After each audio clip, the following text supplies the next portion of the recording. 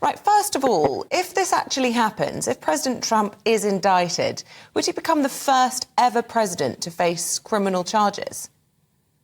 Yes, he would. And President or former Vice President Pence is exactly right. This is the worst, most outrageous form of partisan political persecution we've ever seen. Keep in mind that we have both state law and federal law in the U.S. The federal law that this partisan Democrat DA, who actually ran for office in New York, claiming he would go after Trump, is trying to pursue.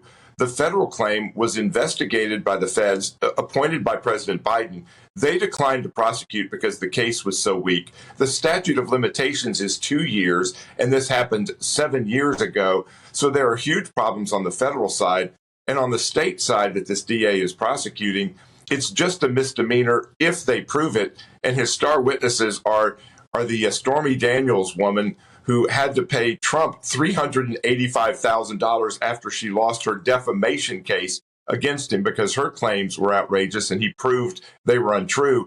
And her lawyer, who had to go to jail for fraud and tax evasion, those are the star witnesses for the prosecution. This is outrageous political persecution. And I think ultimately this case is only about getting the headline Trump arrested to get a mugshot of Trump so that they can please the anti-Trumpers. And they're gleeful today.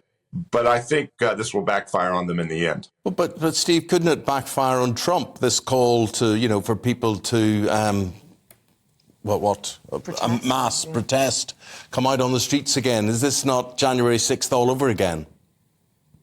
Well, I think that's how the left will paint it. But I think what he's calling for is protest against this political persecution. And just like when you look at what he actually said on January 6th, he wasn't inciting a revolution on that day, nor is he inciting violence today. But I would agree with you, Eamon. I would tone down the rhetoric. I would encourage the president to tone down the rhetoric, take a different stance on this, encourage people to speak up and speak out, but just keep emphasizing in a peaceful way, because it'll be contorted and twisted if anything happens, as that he encouraged this along. So if I was advising President Trump today, I would say just tone the rhetoric down a little bit.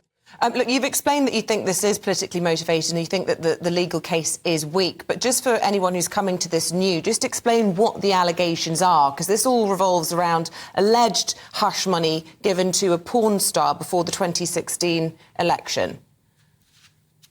Yeah, the allegation is that they paid about $130,000 to settle any claim and to silence her, basically. But of course, corporations and others have done the same thing to deal with harassment cases. Keep in mind, former President Bill Clinton paid $835,000 to Paula Jones to settle her harassment case. You have had other cases that settled to again try to stop the attack, stop the publicity. So this is not something that's uncommon that others have done. And this is really, I think, about a distraction. You've got, Hunter Biden has not been prosecuted for his crimes. We now learn that $1 million was paid from China to other Biden family members for apparently nothing. The Russia hoax was actually tied to a dossier that Hillary Clinton's campaign paid $130,000 or $40,000 for, and they covered it up as, quote, legal expenses. So ultimately, what this case is about is not paying a settlement or paying off a claim by someone. It's about listing it as a legal fee rather than a payoff to this woman. Okay. But that's exactly what Hillary did. Yeah, but, you say it's politically motivated and it will be all driven by the Democrats. But could this not actually be a good thing for Trump? I mean, Elon Musk came out over the weekend and said if he is actually charged, he'll win by a landslide election next year.